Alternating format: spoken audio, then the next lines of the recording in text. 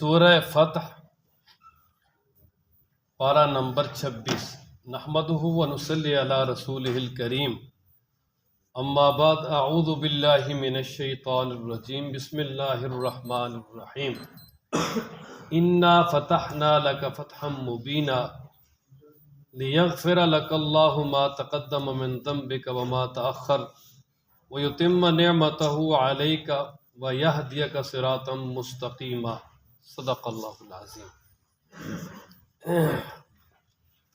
یہ سورہ فتح ہے اور مدنی صورت ہے، ہجرت کے بعد نازل ہوئی۔ ترتیب نزولی کے اعتبار سے اس کا 111واں نمبر ہے، اور قرآن مجید میں جو موجودہ ترتیب ہے، ترتیب توقیفی، اس کے مطابق اس کا 48واں نمبر ہے۔ 4 رکوع 29 آیات ہیں، اور اس سورہ مبارکہ کا مختصر خلاصہ اور اس کا ماقبل سے ربط اور اس کا پس منظر پیر والے دن بیان کر دیا تھا۔ تو اصل میں یہ سورہ مبارکہ صلح حدیبیہ کے بعد نازل ہوئی ہے کہ نبی پاک صلی اللہ تعالیٰ علیہ وآلہ وسلم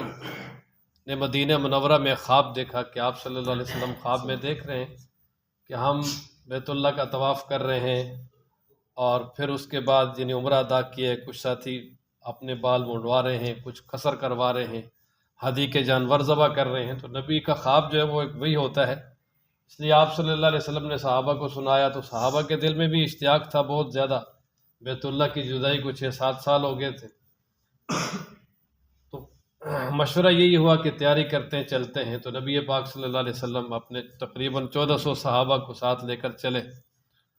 اور جس کی تفصیل عرض کر دی کہ حدیبیہ کے مقام پر آئے تو وہاں پر مشرکین کی طرف سے یہ واضح پیغام ملا کہ ہم آپ کو آگے نہیں آنے دیں گے۔ آپ صلی اللہ علیہ وسلم نے حضرت سیدنا عثمان رضی اللہ تعالیٰ عنہ کو بھیجا مذاکرات کے لیے، لیکن پھر بھی جو ہے وہ بات نہ بنی، اور بالآخر حضور نبی کریم صلی اللہ تعالیٰ علیہ وآلہ وسلم نے ان کے ساتھ مذاکرات کیے، اور وہ جو مذاکرات کی شرائط وغیرہ وہ سب عرض کر دی، اور اس میں جو جوشیلے صحابہ تھے میرے پاس آ جاؤ۔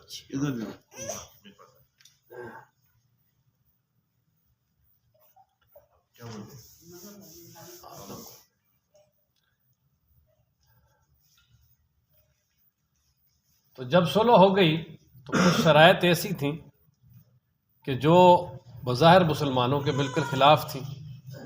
اور پھر دوسرا یہ بھی کہ عمرہ ادا کرنے کے بغیر واپس جانا بڑا مشکل تھا۔ تو خیر بالآخر ایسا ہوا کہ صلح ہو گئی، لیکن صحابہ کرام کے ذہنوں میں پھر بھی یہ طرح طرح کے سوالات تھے۔ تو جب اس سے واپسی ہوئی تو اللہ تبارک و تعالی نے پھر یہ سورہ فتح نازل کی، اور اس میں اللہ تبارک و تعالی نے ایک فتح مبین اس کی بشارت دی کہ ہم آپ کو فتح مبین عطا کریں گے۔ اب یہ کہ اس فتح مبین سے کیا مراد، تو اصل میں یہ جو صلح حدیبیہ ہے، بعض مفسرین فرماتے ہیں کہ یہی فتح مبین ہے۔ اس کی وجہ یہ ہے کہ مشرکین نے سب سے پہلے طاقت تسلیم کی نا مسلمانوں کی۔ جب طاقت تسلیم کرتا ہے کسی کی تو پھر اس کے ساتھ مذاکرات ہوتے ہیں۔ تو اس سے پہلے تو وہ مسلمانوں کو طاقت ان کی تسلیم ہی نہیں کر رہے تھے، طاقت کو سمجھتے ہی نہیں تھے، لیکن یہ پہلا موقع تھا کہ جب انہوں نے طاقت تسلیم کی اور باضابطہ فریقین کے درمیان مذاکرات ہوئے۔ اور پھر ان مذاکرات میں کا سب سے بڑا فائدہ یہ ہوا کہ چونکہ مسلمانوں کے سب سے بڑے دشمن تھے مکہ والے، تو اب ان کی طرف سے ہر وقت حملے کا خطرہ رہتا تھا، لیکن اس کے علاوہ بھی باقی دیگر جو کفار ہیں ان کی طرف سے بھی حملے کا خدشہ تھا، جس طرح خاص طور پہ مدینہ میں یعنی وہ بنو قریظہ ہے، اور پھر اسی طرح خیبر کے اندر جو یہودی تھے وہ، اور دیگر قبائل کی طرف۔ تو جب ان مشرکین کے ساتھ صلح ہو گئی تو ان کی طرف سے جو ہے نا وہ بالکل امن ہو گیا، اور اب جو ہے نا 2-3 سال پھر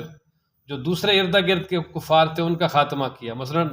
یہاں صلح حدیبیہ سے واپس جاتے ہی بنو نذیر وغیرہ، اپنا بنو قریظہ اور دیگر جو وہاں کے مدینہ میں یہودی تھے ان کا خاتمہ کیا۔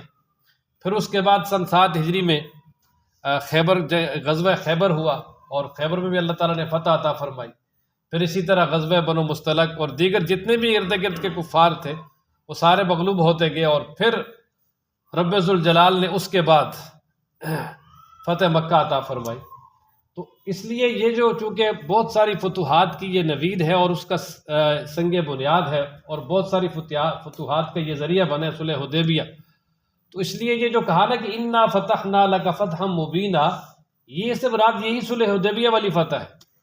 کہ اللہ تبارک و تعالیٰ، یہ بظاہر تو فتح نظر نہیں آ رہی، لیکن اللہ تبارک و تعالیٰ نے آپ کو بڑی عظیم فتح عطا کی، اور پھر دن بدن آہستہ آہستہ اس فتح کے بارے میں پتہ چلتا گیا، مسلمانوں کے سامنے کھل گئی۔ اور دوسرا یہ کہ اس فتح سے مراد جو ہے نا فتح مکہ ہے، کہ یعنی اللہ تبارک و تعالیٰ نے یعنی مسلمانوں کو واضح طور پہ پیغام دے دیا کہ ہم آپ کو عنقریب فتح مکہ عطا کریں گے۔ اور پھر یہ اس کے لیے نا انا فتحنا، یہ فتحنا ماضی کا صیغہ ہے، اس کا معنی ہے ہم نے فتح دے دی آپ کو، تو فتح دے دی، تو یہ جو ماضی کا صیغہ استعمال کیا ہے، یہ رب ذوالجلال کا قانون ہے کہ جو چیز اللہ تبارک و تعالیٰ کے ہاں طے شدہ ہے کہ اس نے ہونا ہی ہونا ہے، اور اس کا ہونا رب ذوالجلال کے ہاں یقینی ہے، تو اس کے لیے رب ذوالجلال ماضی کا صیغہ استعمال کرتا ہے، کیونکہ فتح مکہ اللہ تعالیٰ کے ہاں تو طے شدہ تھی، اس لیے فرمایا کہ ہم نے آپ کو فتح دیں گے، یعنی ایسی فتح یقینی ہے کہ جو دے گویا ایسا ہے وہ فتح دے دی آپ۔ جیسے قیامت کے بارے میں آپ جتنی بھی آیات پڑھیں گے ان میں ماضی کا صیغہ استعمال ہوگا، وقال الذین کفروا، ان لوگوں نے جنہوں نے کفر کیا قیامت میں، وہ جتنے بھی کفار کے ساتھ مکالمات اور جو بھی معاملات ہوں گے، قیامت جو ہے نا اذا الشمس کورت، کورت یہ ماضی مجهول کا صیغہ ہے، تو یہ سارے جو قیامت کے لیے ماضی کے صیغے استعمال کیے ہیں، حالانکہ قیامت نے تو آنا ہے، اس کی وجہ یہ ہے کہ قیامت کا ہونا عند اللہ یقینی ہے، اتنا یقینی ہے گویا ہو گیا ہے، اس لیے ادھر بھی ماضی کے صیغے استعمال کیے۔ اور یہ جو فتح مکہ ہے جو اللہ تبارک و تعالیٰ نے مسلمانوں کو عطا کی،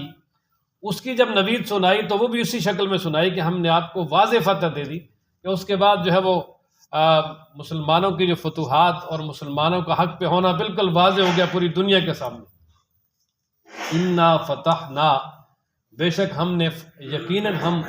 نے آپ کو فتح دی، فتح مبینہ، ایک واضح فتح، روشن واضح، بالکل اس میں کوئی خفا نہیں ہے۔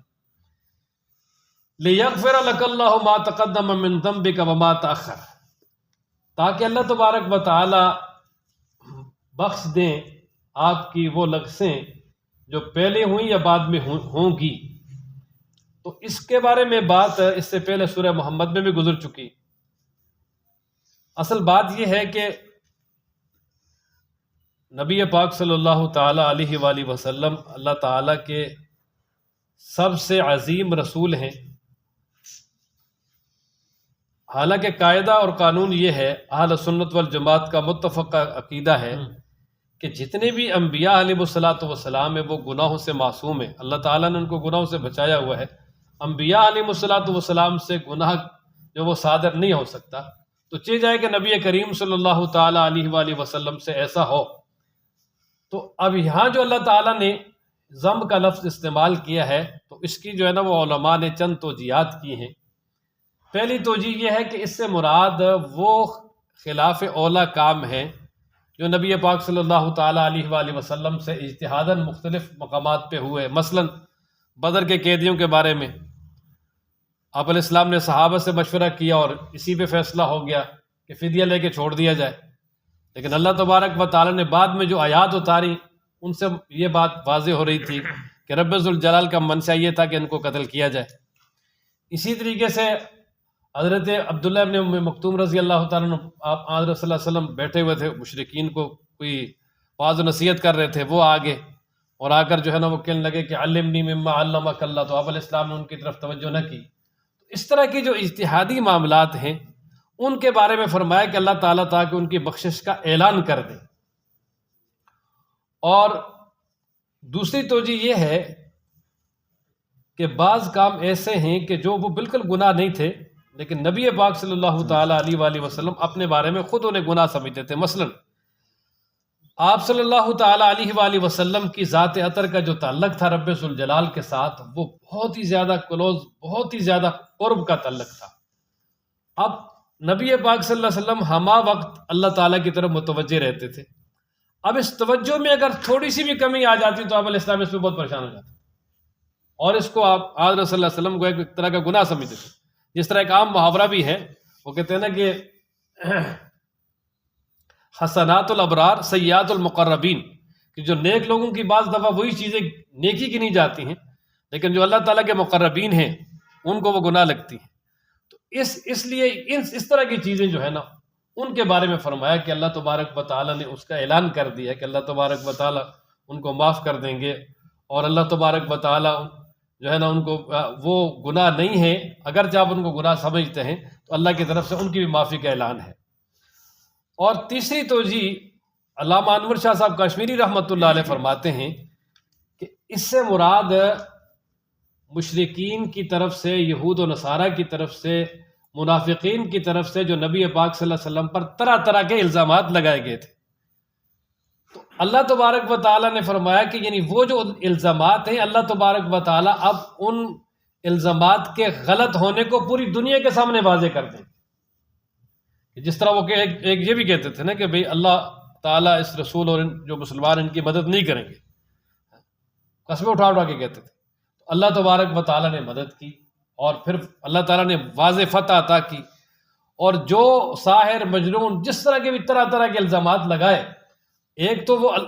بالکل غلط تھے، لیکن ایک یہ کہ اس کو پوری دنیا کے سامنے واضح کر دیا کہ یہ بالکل غلط ہے، اس سے مراد یہ ہے۔ تو خیر بہرحال اب اس کا ترجمہ لیغفر، تاکہ بخشش کا اعلان کر دے، لک اللہ، اللہ تعالیٰ آپ کے لیے، ما اس کا، تقدم جو گزر چکے، من ذنب کا آپ کی یعنی لفظوں سے، وما تاخر اور جو مؤخر ہیں یعنی ابھی آگے ہوں گے۔ اور یہ ما تقدم و وما تاخر یہ کنایا ہے یعنی تمام سے، کہ اللہ تعالیٰ بالکل ریموو کر دے، ختم کر دے۔ اور دوسرا انعام جی وَيُتِمَّ نِعْمَتَهُ، اور تاکہ اللہ تعالیٰ مکمل کرے اپنی نعمت کو، علیہ کا آپ پر۔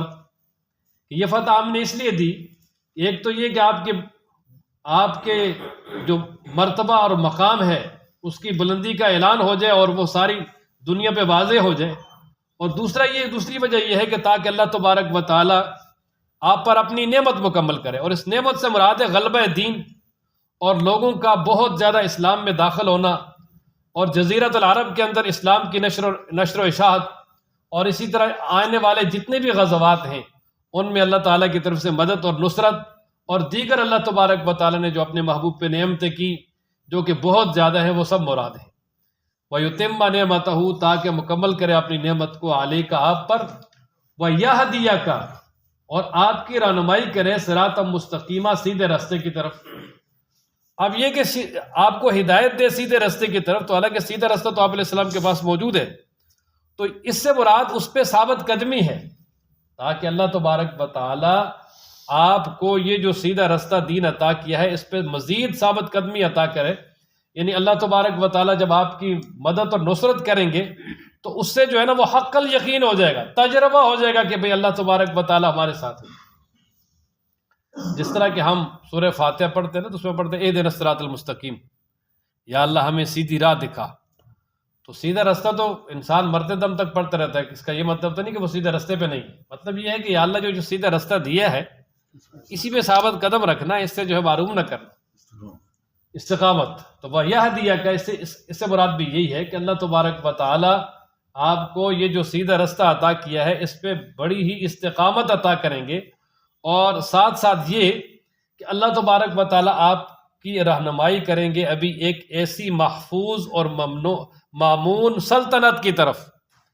کہ جس میں ہر طرح کا امن ہوگا، اور مسلمان جو ہے وہ اللہ تعالیٰ کے احکامات کے مطابق اس میں اپنی زندگی بڑے سکون کے ساتھ گزاریں گے، کسی ملامت کرنے والے کی ملامت کا بھی خدشہ نہیں ہوگا،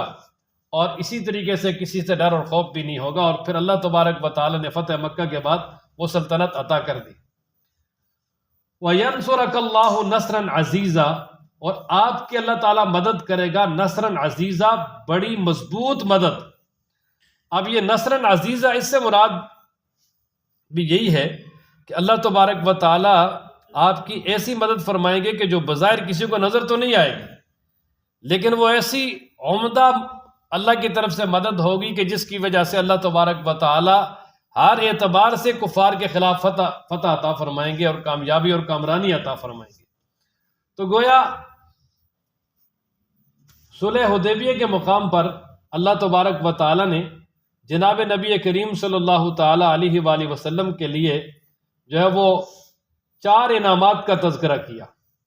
ان میں سب سے پہلا انعام یہ کہ جو اجتہادی معاملات ہیں ان میں جو بھی لغزیں ہیں اللہ تبارک و تعالیٰ ان کو معاف کر دیں گے، ختم کر دیں گے۔ اور دوسرا اللہ تبارک و تعالیٰ نے انہیں جو ہے نا وہ جو انعام دیا وَيُتِمَّ نِعْمَتَهُ عَلَيْكَ کہ اللہ تعالیٰ اپنی نعمت کو آپ پر مکمل کریں گے۔ یعنی اللہ تبارک و تعالیٰ اس فتح کے بعد بہت زیادہ لوگوں کو اسلام کی طرف راغب کریں گے۔ اس طرح اللہ تعالیٰ فرماتے ہیں اذا جاء نصر اللہ والفتح ورأیت الناس يدخلون فی دین اللہ افواجا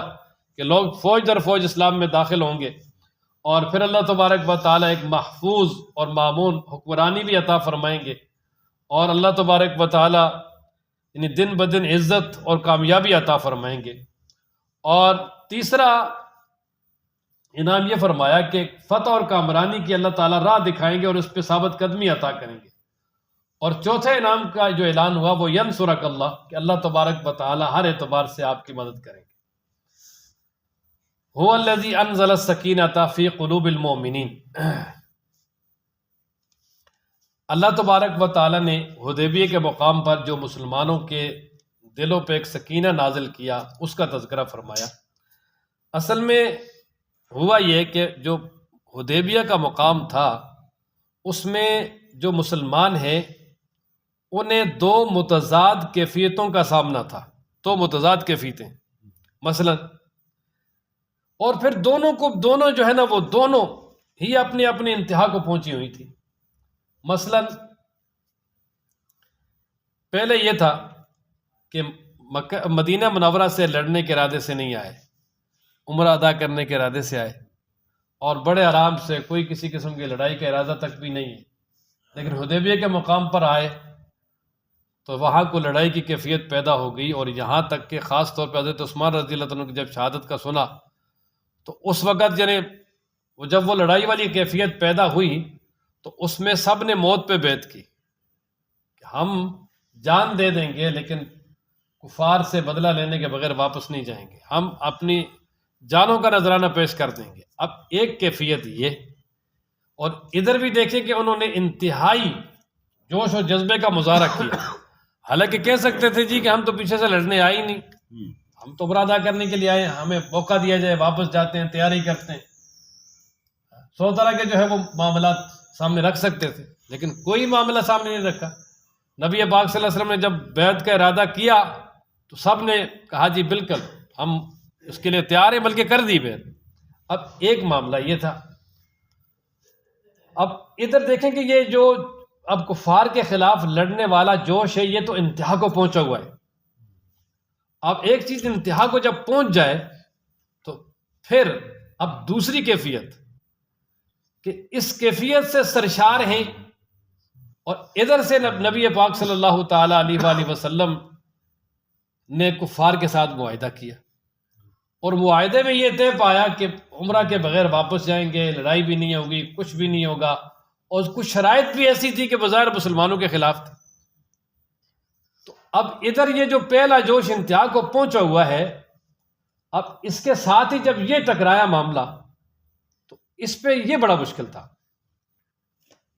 بہت سارے لوگ جو ہے نا ایسے موقع پہ باغی ہو جاتے، لیکن اللہ تبارک و تعالیٰ نے ایسا سکون طاری کیا، ایسی سکینت طاری کی کہ اگرچہ نبی پاک صلی اللہ تعالی علیہ وآلہ وسلم کے سامنے اپنے عاجزانہ انداز میں، سوالیہ انداز میں، اور جس طرح ایک اپنے یعنی جو پیارے بڑے ہیں ان سے ایک طرح کا جو ایک الحاح کیا جاتا ہے، اس اعتبار سے انہوں نے عرض کی کہ اللہ کے محبوب ہم تو حق پر ہیں، ہمیں تو اس طرح سلوک نہیں کرنی چاہیے، یہ تو سلوک ہمارے خلاف ہے۔ اگرچہ آخر وقت تک، یہاں تک کہ احرام کھولنے میں بھی تاخیر کہ نبی پاک صلی اللہ علیہ وسلم نے احرام کھولو، اب یہ ان کی اضطرالی حالت تھی کہ اللہ کے محبوب کیسے کھولیں گے، اب تو ہم ان کے ساتھ لڑنے کے لیے تیار ہیں، اور وہ جو ہے پہلے ہمیں مکہ سے نکالا، اور اب اگر ہم سلو کر لیں گے تو خطرہ ہے کہ یہ مدینہ سے بھی نکالیں گے، ان کے ذہن میں تو یہ تھی۔ لیکن پھر نبی پاک صلی اللہ علیہ وسلم اپنے خیمے میں گئے، حضرت سیدہ ام سلمہ رضی اللہ تعالیٰ عنہ سے مشورہ کیا کہ ام سلمہ باہر تو یہ کیفیت ہے، میں کیا کروں؟ انہوں نے فرمایا کہ آپ کسی سے بات نہ کریں، جائیں جا کر اپنا احرام کھول لیں، اپنے بال منڈوانا شروع کر دیں. اور ویسے ہی ہوا، حضرت صلی اللہ علیہ وسلم نے جب اپنے بال منڈوانے شروع کیے تو سب نے حرام کھول لیا، سب نے جو وہ جانور ذبح کیے، اور سارے جو ہے وہ بغیر کسی بغاوت اور معاملے کے نبی پاک صلی اللہ علیہ وسلم کے فیصلے پہ راضی ہو کے آپ علیہ السلام کے ساتھ واپس چلے گئے. تو یہ دو متضاد کیفیتیں جب پیدا ہوئیں اور دونوں میں اللہ نے کیا کیا؟ ثابت قدمی عطا کی. تو اس کا تذکرہ یہاں فرمایا نا، هو الذی، وہی تو ہے، انزلہ، جس نے اتارا، السکینۃ، اطمینان اور سکون، فی قلوب المؤمنین، مومنوں کے دلوں میں. کیوں؟ لیزدادوا ایمانا مع ایمانہم، تاکہ اضافہ ہو جائے ایمان کا،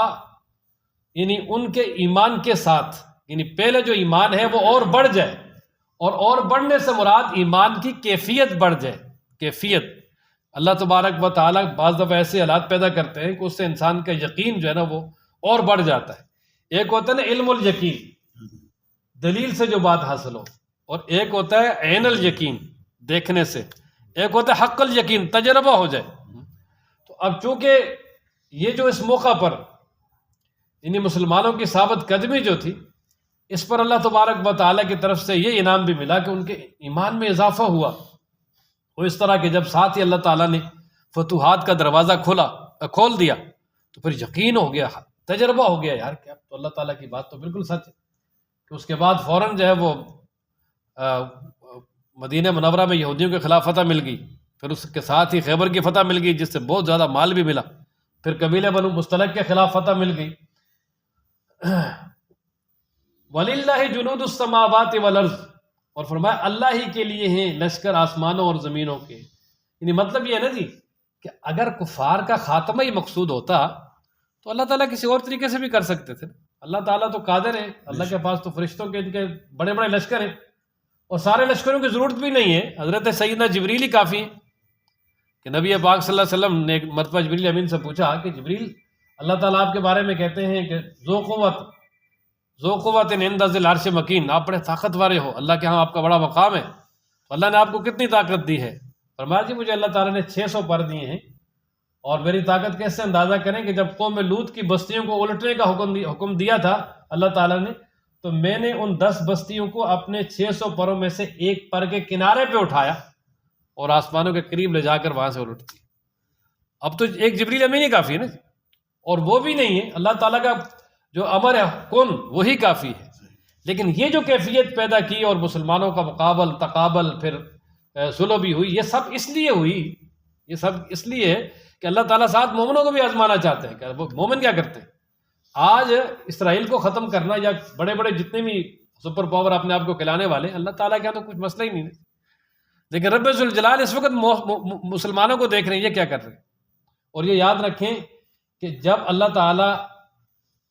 کا یہ اصول ہے کہ زمین پہ دین کی